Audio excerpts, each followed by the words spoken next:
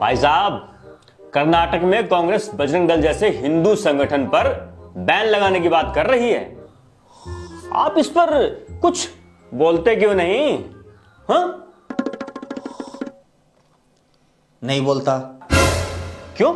जब हमारे हिंदू कर्मचारी ओपीएस की मांग के लिए पंचकुला में खट्टर की लाठियां खा रहे थे, तब बजरंग दल कुछ बोला था क्या? जब हमारे हिंदू युवा नौकरी की मांग के लिए सड़कों पर पिट रहे थे, तब बजरंग दल कुछ बोला था क्या? जब हमारे हिंदू नौजवान अग्निपथ के विरोध में आंदोलन कर रहे थे, तब बजरंग दल कुछ बोला था क्या?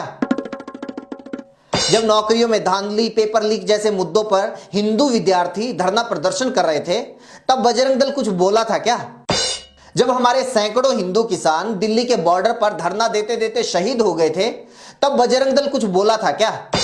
जब हमारे हिंदू भाई बहनों के लाखों करोड़ रुपए लेकर ललित मोदी, नीरव मोदी, मेहुल चौकसी, विजय माल्या जैसे चोर भाग गए थे, तब बजरंग दल कुछ बोला था क्या? जब बड़े बड़े उद्योगपतियों का लाखों करोड़ रुपया माफ कर दिया गया और हमारे हिंदू गरीब किसान, मजदूर, छोटे दुकानदार कर्ज तले दबकर आत्महत्या कर रहे थे, तब बजरंग दल कुछ बोला था क्या? जब करोड़ों हिंदुओं की जमा पूंजी अपने मित्र अडानी को बचाने के लिए उसको सौंप दी गई थी, तब बजरंग दल कुछ बोला था क्या? जब कोरोना में लाखों हिंदू बिना ऑक्सीजन, बिना इलाज, बिना दवाइयों के मर रहे थे, तब बजरंग दल कुछ बोला था क्या? जब कर्नाटक में हिंदुओं से 40% कमीशन मांगा जा रहा था, तब बजरंग दल कुछ बोला था क्या? बड़े देशभक्त बनते हो। फरवरी 2017 में आपके आज के बड़े नेता ज्योतिरादित्य सिंधिया ने प्रेस कॉन्फ्रेंस करके बोला था कि बजरंग दल तो वो संगठन है जो मुंह में राम और बगल में छुरी रखता है, क्योंकि एटीएस ने पाकिस्तान के लिए जासूसी करने वाले 11 लोगों को पकड़ा था। ये लोग टेलीफोन एक्सचेंज के आड़ में मुखबिरी का धंधा कर रहे थे।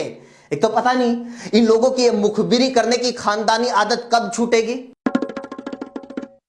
ज्योतिरादित्य सिंधिया ने कहा था, देशद्रोहियों का रिश्ता देश के बड़े राजनीतिक दल भारतीय जनता पार्टी के साथ जुड़ा पाया गया है। भारतीय जनता पार्टी विश्व की पहली आईएसआई सर्टिफाइड पार्टी बन चुकी है, क्योंकि पकड़े गए 11 में से 3 लोग सीधे भाजपा के साथ जुड़े हुए थे। ध्रुव सक्सेना भाजपा युवा मोर्चा का सदस्य रह चुका था और आईटी सेल का संयोजक था।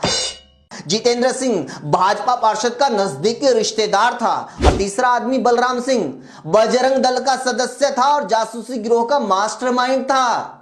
बता, तब देश के साथ इतनी बड़ी गद्दारी हो रही थी, बजरंग दल कुछ बोला था क्या? अबे बजरंगी के सबसे बड़े भक्त तो देश के पहलवान हैं, जो पूरी दुनिया के धुरंधरों को हराकर देश के लिए मेडल जीत कर लाते हैं। आज वो ही पहलवान इंसाफ की मांग को लेकर जंतर मंतर पर बैठे हैं। बता, बजरंग दल कुछ बोल रहा है क्या? बजरंग दल पर बैन लगाने से हिंदुओं का अपमान होता है, तो बता, बजरंग पुनिया को धरने पर बैठने के लिए मजबूर करने से सनातन धर्म का सम्मान बढ़ता है क्या? बजरंग दल कभी जंतर मंतर पर बैठी हिंदू पहलवान बेटियों के समर्थन में किसानों, मजदूरों, कर्मचारियों, बैंक कर्मियों, एलआईसी कर्मियों, दुकानदारों, बेरोजगारों, विद्यार्थियों, युवाओं, किसी के समर्थन में आज तक एक भी शब्द बोला हो, तो हम बजरंग दल के समर्थन में बोलने क्या, उसके लिए भूख हड़ताल पर बैठने के लिए तैयार हैं। हिंदुओं का समर्थन चाहिए तो हिंदुओं के असली मुद्दों के लिए साथ खड़ा होना पड़ेगा।